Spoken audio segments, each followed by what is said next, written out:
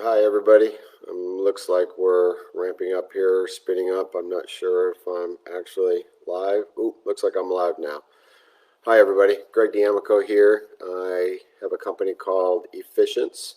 It's a software company. We do a lot of SaaS development, software as a service, mobile app, e-commerce development, and I want to give a little bit more history about me for context for you guys on some of the questions you ask or potentially could ask in the future. So I had the software company. I went to India in 2004. I set up my own office over there. I have a team of developers in India, and kind of in parallel, a little bit around that time, but previous to that, I had an investment firm. I started in the financial planning space. I did money management, evolved into money management, and evolved into doing a mutual fund. I started a mutual fund in '95 and grassrooted it out, worked through a lot of the regulatory stuff to get it up and running, and we grew it and we took it to $1 billion in assets. And the world changed in 2000, and I watched it kind of slide back down. I looked at opportunities in what we did in the fund and ended up seeing the evolution of things being connectivity through software. So I started a software company. And with that, we in that time we weren't in the mobile app space and so forth because it wasn't created yet. But we did a lot of web application development and interactions, and looked at creating products, which is what I'm in the middle of now.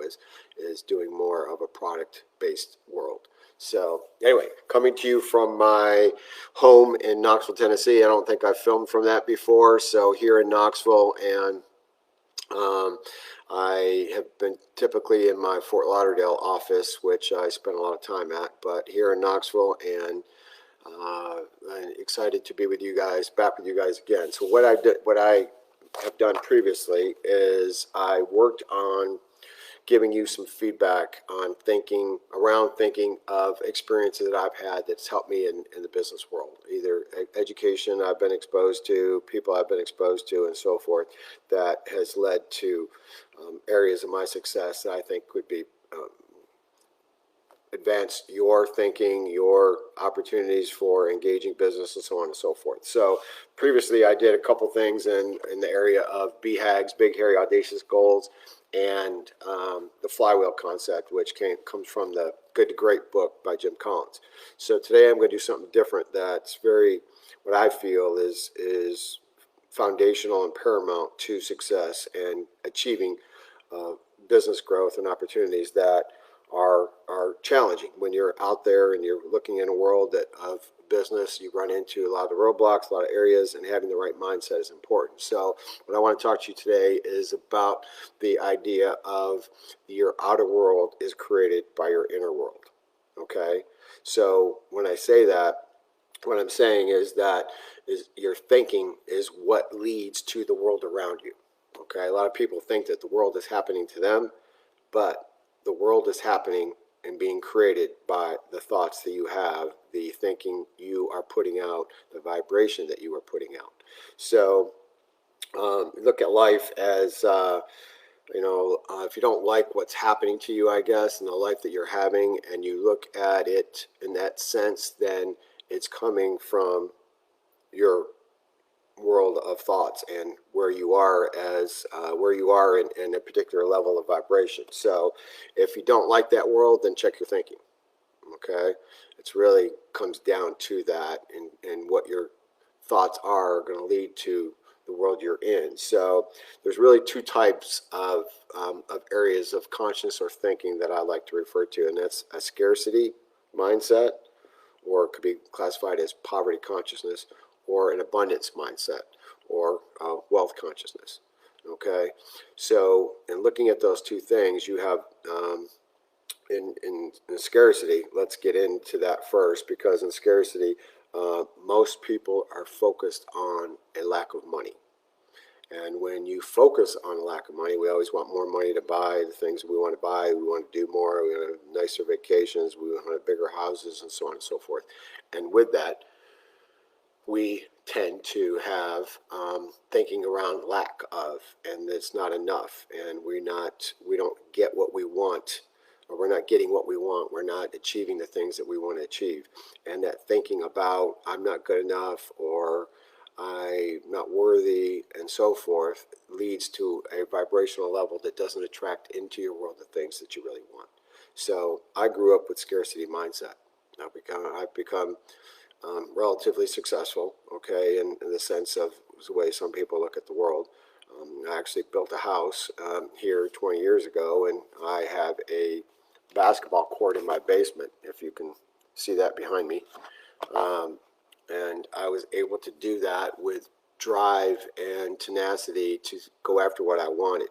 I didn't understand this scarcity and abundance mindset at the time, but even though I was hovering between a scarcity and somewhat of an abundance mindset, I pushed so hard that I was able to achieve things. But I think my scarcity mindset tended to lead me back to a place of lack. And so in learning as much as I can about this, it's allowed me to open up to have the ability to have a more abundance mindset, and that's been life-changing for me. So a little bit more around it I wanted to share with you is that the world is made up of metaphysical and a physical world, okay? Some people may hear that term metaphysical and think that it's, ooey and aye and kind of weird sounding, but we experience it in our everyday lives, okay? So you have a radio. You listen to a radio. Where does that come from? It comes from waves in the air that are transferred in the metaphysical that end up reactivating in a box that puts out music. When you're looking at your phone or you're in a Starbucks on Wi-Fi on your computer and you get your emails to your phone or your computer, that is the metaphysical aspect of waves floating through the air and a vibrational rate and frequency that connects to a similar frequency that allows that transfer of sound or knowledge to take place. So think about it in your world and what frequency you're putting off. Okay, are you putting off a frequency of scarcity or are you putting off a frequency of abundance? And think about it, you can look at it as another example of that is this way. If you had two pianos in a room, and if you ever been to a dueling piano bar, maybe you probably haven't experienced this, but if you've been in a room with two pianos and you go to one piano and you type in or you hit the key that say that the C note, you will get the other piano's C note will vibrate when nobody's touched it. Okay, because it sends out that vibration in the air, and that it doesn't matter about space or time or length. That vibration is put out there, and it connects to a similar vibration. Okay, if you're familiar with tuning forks used to tune guitars and other forms of musical instruments, if you hit a note on one of the tuning forks, you had a bunch lined up, say on a deck or a platform or something, and you had another one up in your hand and you clanged that tuning fork, the same one that's sitting up on the stage would be vibrating, because you would hit that one, it'd vibrate and send out that vibration, and it would cause a similar vibrational aspect in the one that is of the like mind. So back to your inner world. What are you thinking? Are you having scarcity thoughts? Are you having abundance thoughts? Are you thinking things of lack? Or are you thinking things that there's plenty of out there? So with that, you may think, well, Greg, I have a lot of thoughts of lack, so how do I change it to more of an abundance mindset? And with that, your mind is only able to hold one particular thought in mind. Even though a lot of us are ADD and we switch around things, you have one thought, but if you switch it around, you're just switching it around to multiple different thoughts very quickly. And so the ability to hold one thought, if you have an abundance thought, you can't have a scarcity thought. Okay? So with that, I would look at it from the standpoint of how do I create scarcity, or how do I create abundance? You look at it from a gratitude perspective. Okay, what am I grateful for? Now, if you don't have a lot of money and You want to be grateful for what you have. It's not about just being grateful for something that you do have, or something that you want to have. It can be grateful about all the things that you do have that you don't really think about on a daily basis. Grateful that the sun is out today. Grateful for the air that I breathe. I'm grateful for the friends that I have. I'm grateful for the rain that's happening today to take care of watering the yard and making the aspects of life go round and round. So just whatever in your world that you're grateful for, think about that. The more time you spend thinking about what you're grateful for, the more time you will be focused on an abundance vibration and putting out abundance out into the world. So I wanted to share that. Another aspect of that, or to get a little deeper in that, is to create a journal and journal on a daily basis what you're grateful for. It could be a few lines. It could be you can get a small book, and book, and you put in a page. I did that for about 3 months, and I felt major changes in my world, and I continue to do it, and it's a little bit more sporadic, but I'm a lot more focused on my daily activities and just being grateful in all the moments that I can be, that I think about. I just got back from Yellowstone and Jackson Hole, and the beauty out there was just spectacular. Probably one of the second places in the world that I've been that I thought was the most picturesque. And all these views, I'm just grateful that I was able to experience that and be there and share that and be a part of the nature and the world that we live in. So anyway, that's the thought for this time. I'm going to get into the questions now and give you guys some sharing along that lines. But I hope that's helpful. If you have any questions for me around that and a little bit deeper subject matter, please reach out and be happy to share. First question is from Joe Nugent. Joe's question: what are different avenues I can go down to sell an online course? Business description and background question: I recently launched an online course designed specifically for veterans to help them start and operate their very own watch business. First, Joe, I had to actually call Sean to ask him about what you meant by home watch business. I didn't know if that was something you work on watches on your hand, or if it was something different.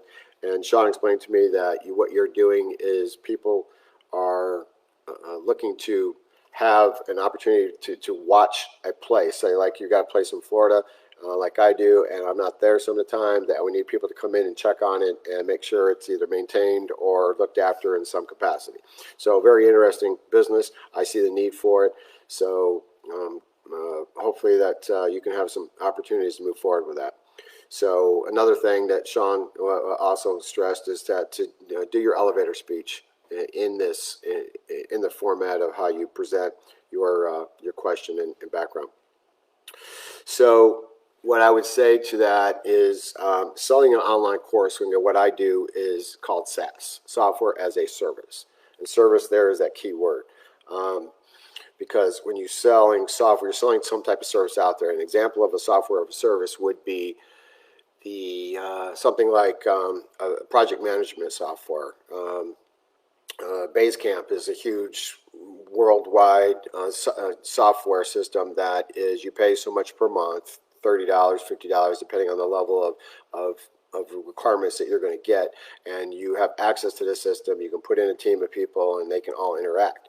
You can think of software as a service as if you use QuickBooks in your business. QuickBooks, you pay so much per month. You have access to your online accounting system and your accounts and your invoices and so forth that you're sending out in the world.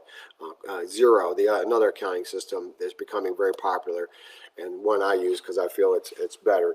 But any of those type of systems that you have out there are software as a service. So when you look at your service, are you putting it out there to connect? So basically, Uber is, in a sense, is a software as a service. You're getting a ride from somebody, okay? And that system allows its activity to take place by connecting you to a driver. The driver then has the location and GPS to get to you, and then a location to get to where you want to go. That's a service that you pay for. and it's priced out in that basis per ride, whereas a lot of softwares are priced out so much per month based on your what level that you're providing them.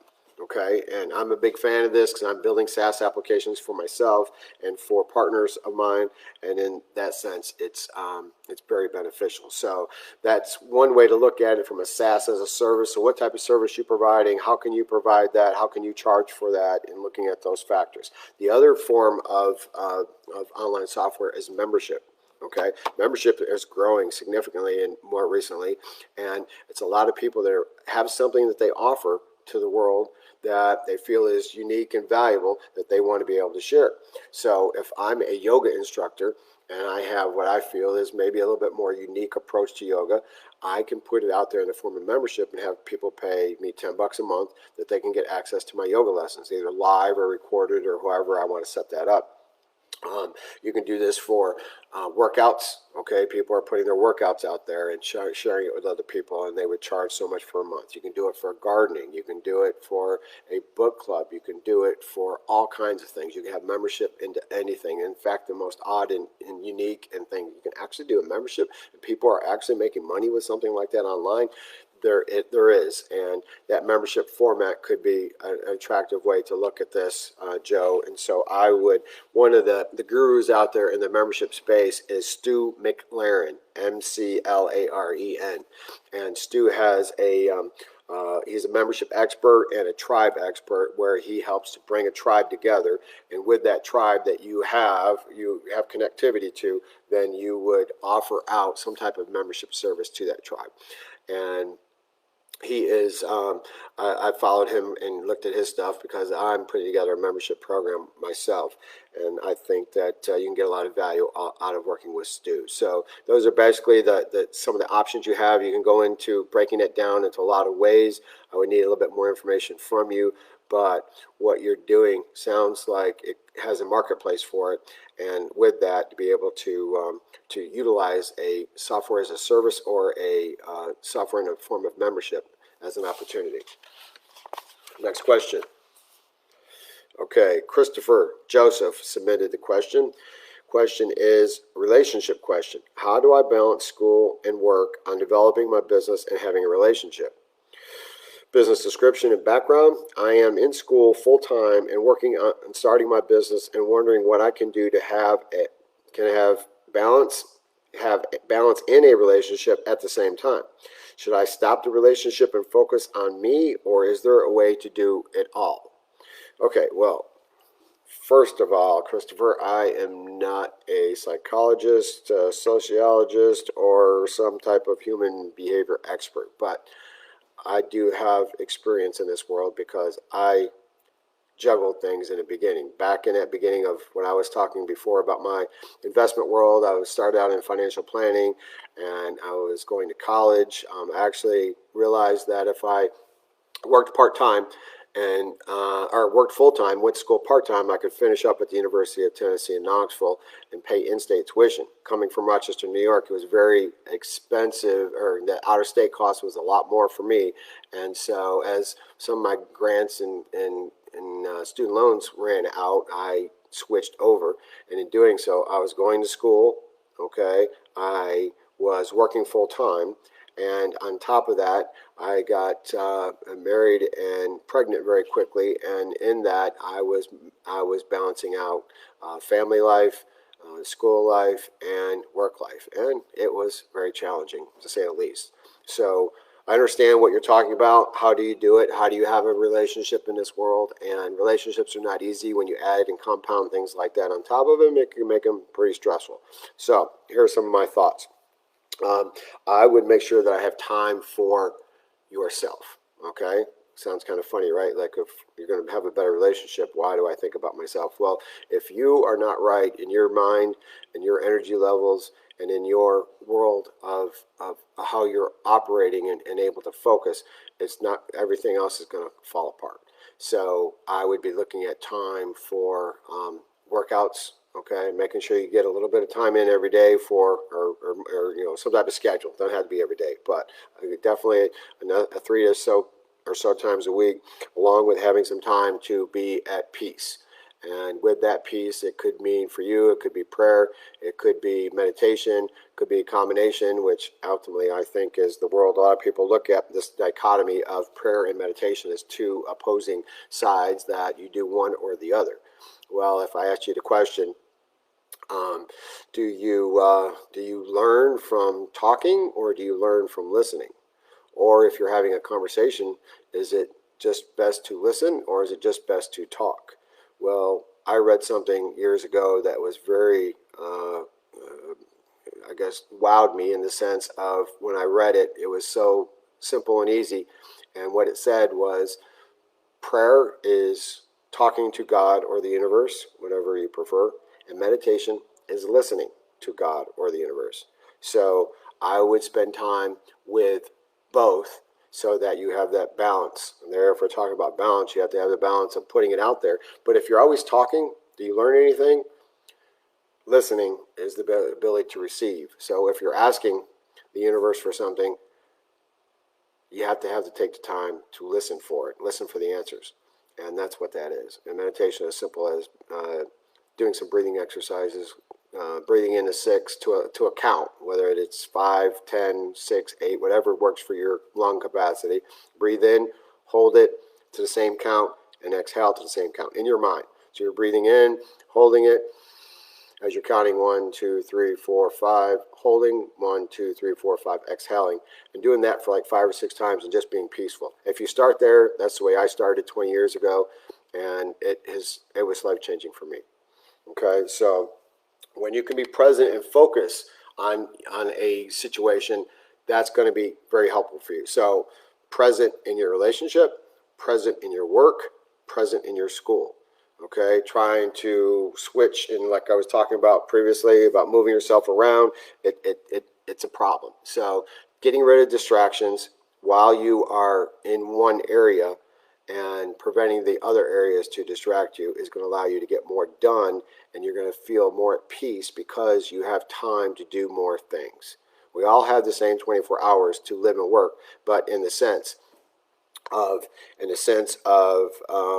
being able to be present in your schoolwork.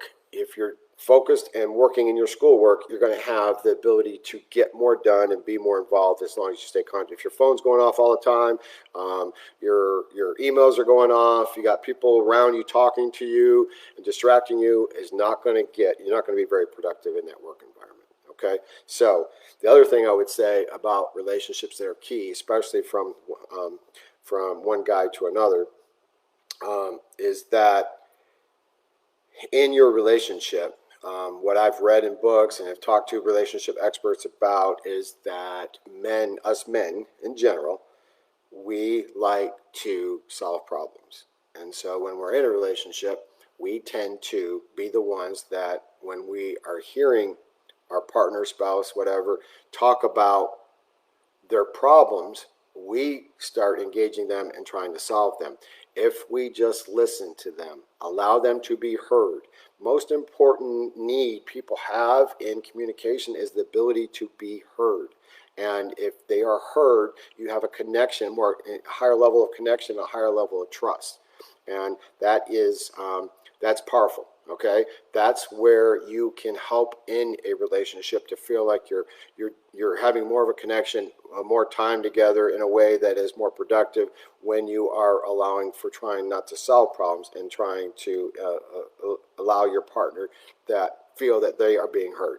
Okay, and this works both sides. It's not just one. It's just typical or stereotypical that us men are the trying to problem solvers, and why women like talking to each other and getting in those groups is because they just know how to listen to each other, and the person talking feels better because they feel like they got their problem out there and are heard, and so on and so forth. But that's my experience with it. There's a lot more that can be said and done with that. Hopefully a little bit something in there can help you move in a positive direction. Next question. Okay, we have Lisa Nidkowski. Lisa asked the question, how would you go about starting a business if you had no experience in that business? Business description and background.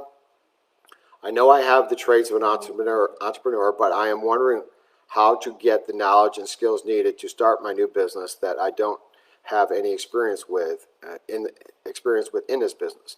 If I were you, when you have your business idea and no knowledge in the business, what steps do you take to get it going? Thanks. Okay, Lisa. First and foremost, with that situation, is to find something that you're very interested in, something that excites you, and something you're very passionate about.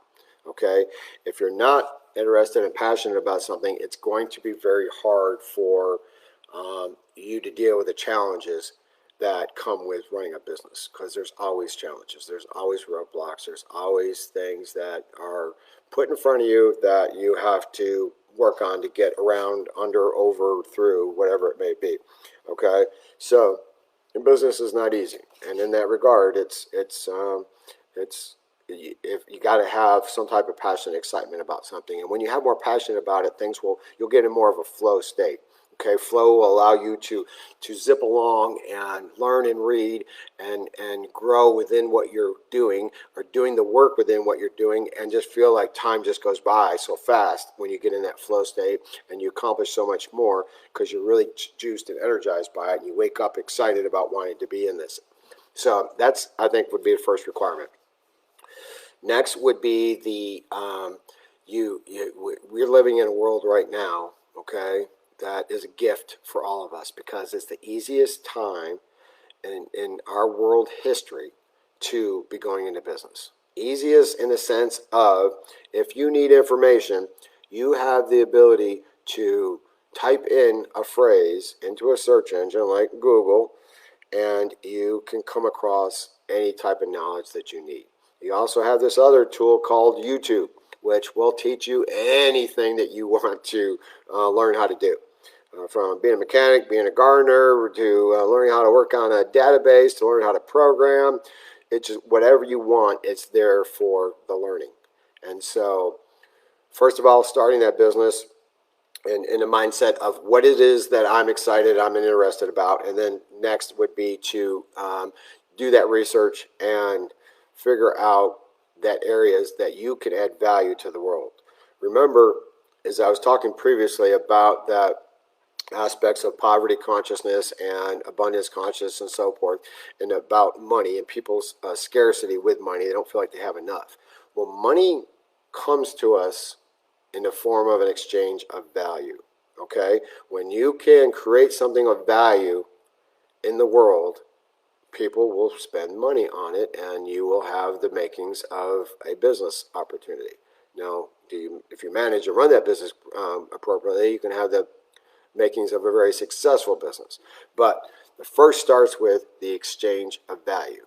Okay, did, say, Bill Gates become one of the richest people in the world because he put something out there and forced everybody to buy it? No, he put together an operating system that made it easy for us to utilize computers and to connect with each other utilizing computers that people needed, and they found value in, and it was key to making their lives better, and they spent money on it, and thus he grew to be one of the wealthiest man in the world at one point in time.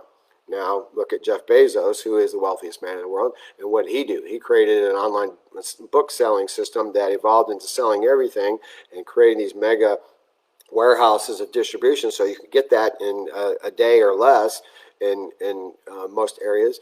And that value creation has allowed for a huge amount of wealth creation. So if you want to you're starting a business, you want to be passionate about it, you want to be interested in it, you can go find information on it, but until you are exchanging something of value that people are going to want, and they won't give you their money for it, it's hard to really be in business. So make sure that you either do some market research in the form of asking peers and friends and family and your Facebook group certain questions about this value that you're going to offer and what they think about it, and do whatever you can to utilize that aspect of asking the question of, am I providing value to the world or not? Okay, next question. Hope that helped you. Okay, so Kelly Killingsworth. Kelly asked, would you move your business to a more tax advantaged state?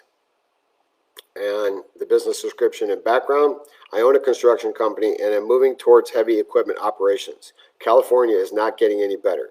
I feel it's going to get worse tax-wise and going to get difficult to maintain or even grow a business, and I feel it could possibly be more profitable in another state, say North Dakota, for example.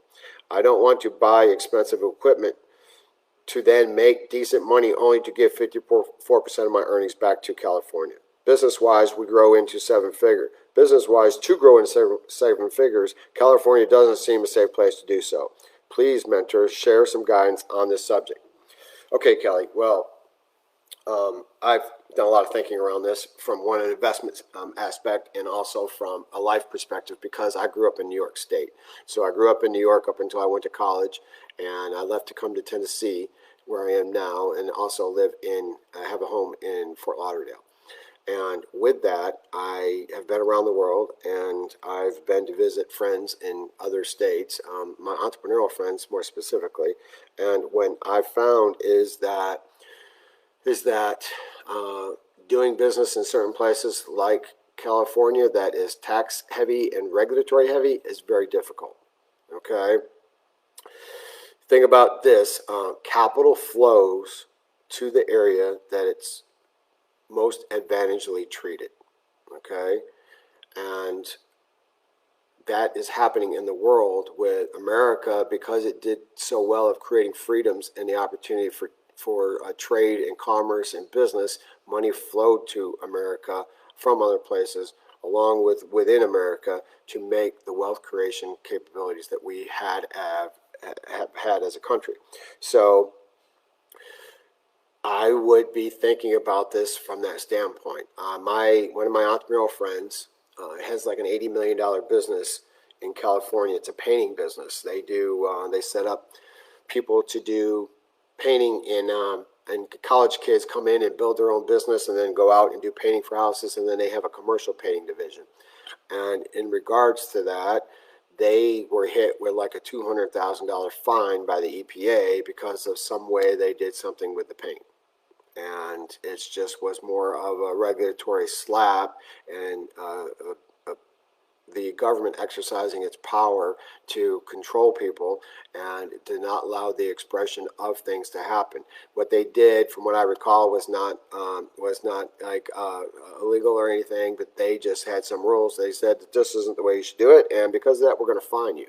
So states like that are driving people out in droves. People are leaving New York. People are leaving California in megaloads because they are not treating capital in the most advantaged way.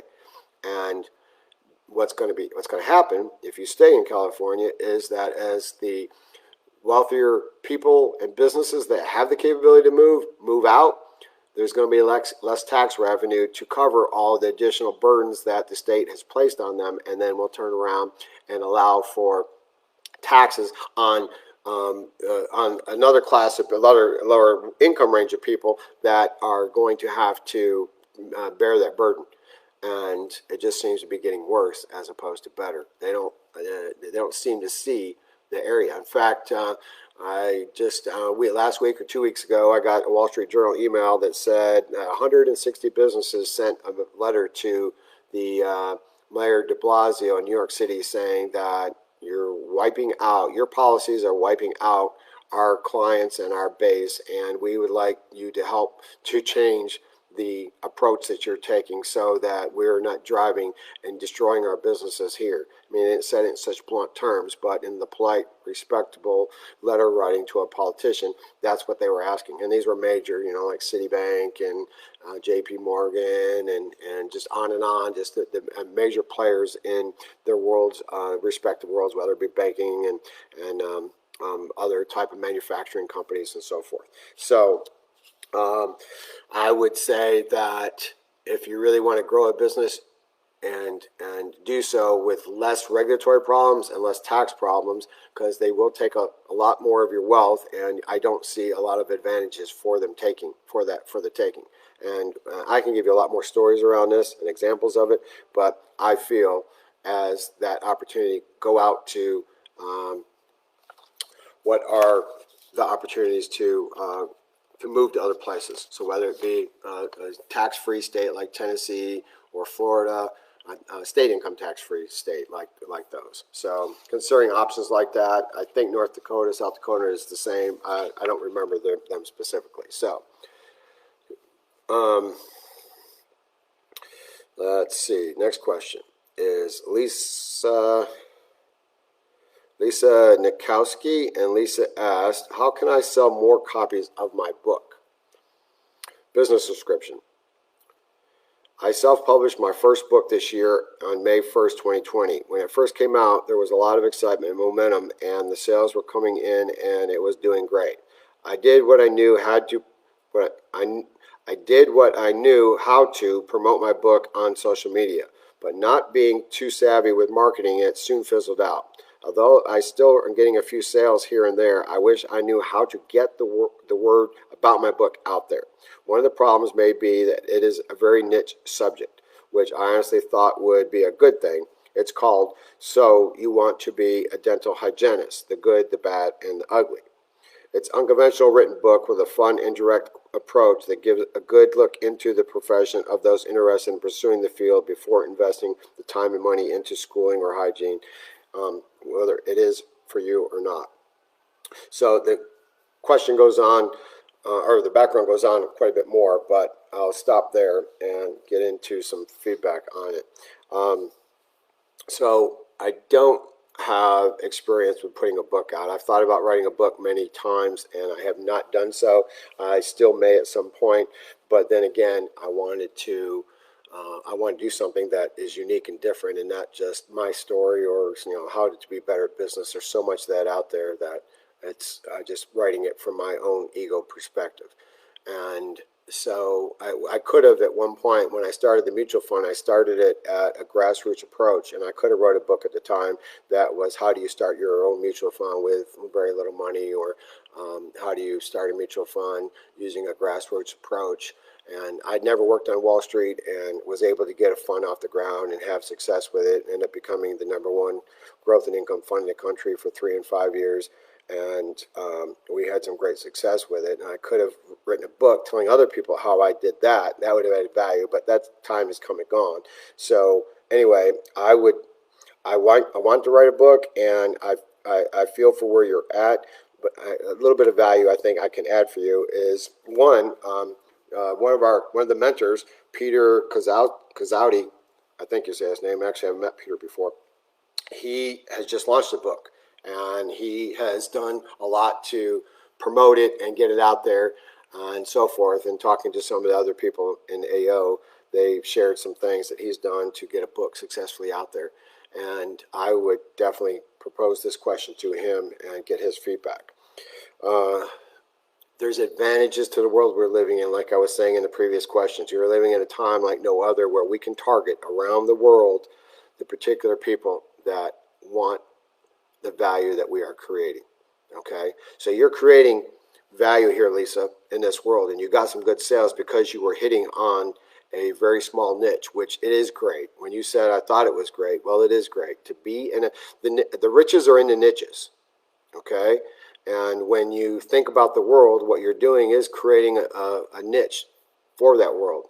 Now, what happened is you may have been just exposed to the low-hanging fruit of people that were interested in this, and you have to work a little harder to get to the people that are interested that are harder to find.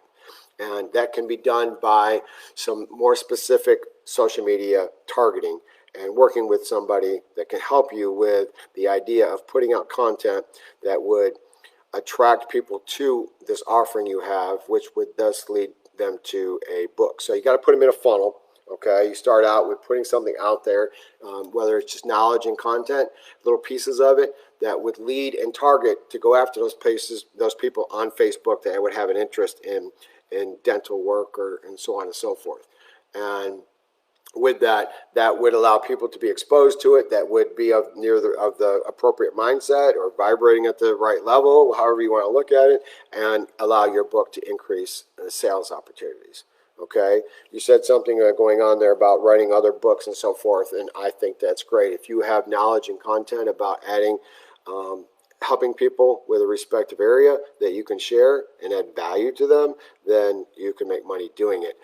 I think what you have here is attractive, and if you push a little harder to dig into finding somebody that can help you, that's going to be a key. And AO Network can help you with that. There's people out there in AO that could be a good source for you. Paul Schoonover has a company called Ascend. It's in AO. I think there's some other people that, Rick Billy is doing.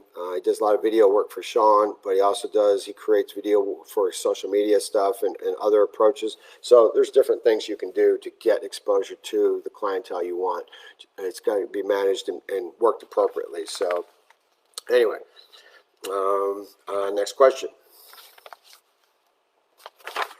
So Christopher Joseph asked, what resources would you recommend for me to learn to be a better communicator and salesperson? Business description and background. I am building software for the streaming gaming industry. Thank you in advance.